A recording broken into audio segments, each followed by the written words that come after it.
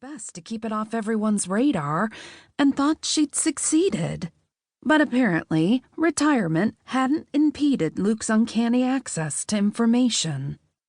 Hopefully, he'd kept it to himself, because the last thing she needed was Rafe or her mother swooping in to berate her for unwittingly dating a criminal, smother her with misplaced concern, annoy her with attempts to take over her life on the mistaken assumption she couldn't run it properly, or some aggravating combination of all of the above. The muscles around her left eye began to twitch in what she was learning to recognize as the warning sign of a tension headache. And that was just plain wrong. As a rule, she didn't get uptight. She had it good, and she knew it. But thanks to the perfect storm of stressors in her life lately, she'd fallen into an unhealthy state of all work and no play. One she hoped to end during this week in Maui.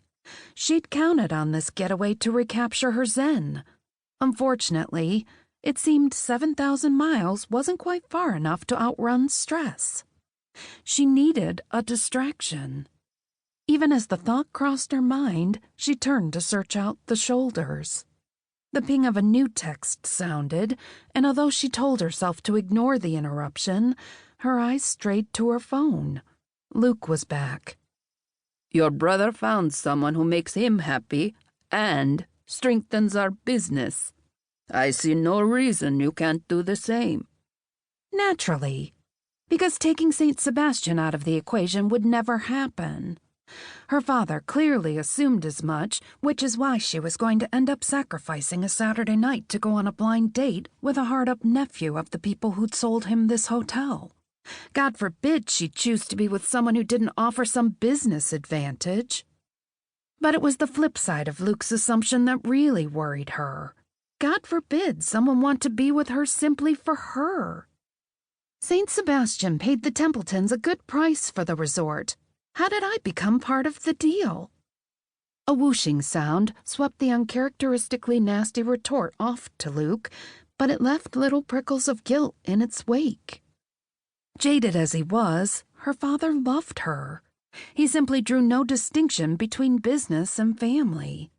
They were one and the same in his mind, and he'd spent the better part of his life wheeling, dealing, and strategizing to maintain St. Sebastian's status as the destination of choice for travelers seeking world-class accommodations in the most desirable locations. Yes, I spent millions purchasing a hotel simply to secure you a dinner date. Please be on time. An eye roll would be wasted since her father couldn't see her. Instead, she wadded up her cocktail napkin and used it as an impromptu stress ball. Not effective. Name, time, location. She hit send and then leaned across the bar and snagged another cocktail napkin from the small stack. Well, two as it happened, because the little buggers stuck together. She pulled the closest one toward her, dug a pen out of the purse she'd slung over the back of her bar stool, and scribbled some notes to herself about furniture layout and lighting for the lounge. Her father texted the date details, Nick Bancroft, in the hotel lounge at 7 p.m., and signed off by informing her he hoped to conclude his business in New York by midweek and expected to meet with her in Maui before she left. He looked forward to reviewing in detail her proposed changes to their newest resort. In detail? Oh, joy! She lifted her pen and looked at the ideas she'd jotted down as a new knot of anxiety formed in her stomach. She could justify color schemes, explain the importance of layering textures, or the value of offering locally sourced amenities. Psychology and economics shaped her decisions. Her job actually wasn't a big arbitrary shopping spree, regardless of what people thought. But just now, pondering what the next few days had in store for her, put a lead-weighted ache between her twitching eye. Shit! How had her peaceful week in Maui devolved into a St. Sebastian off-site? The notes on the cocktail napkin mocked her. She closed her eyes and rubbed the left one with the heel of her hand. A date? She didn't need a date. She needed an escape.